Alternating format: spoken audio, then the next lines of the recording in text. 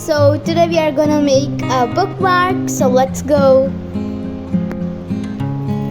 So first we have to take a plastic sheet and we have to cut it in this type of shape. I'm gonna show you in this shape.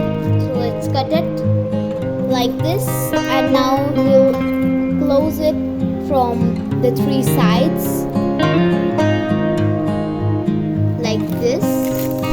Now it's like pocket. Now we have to put a flower in it. We have to adjust it nicely like this, and now we have to close it from there too. So I have closed it from here and it's fully packed, and now we have to do a hole here. Then we have to tie a ribbon from the hole. We can use thread also.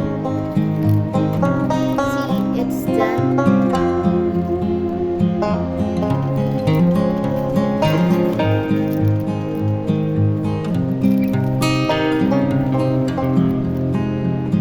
And see, it's looking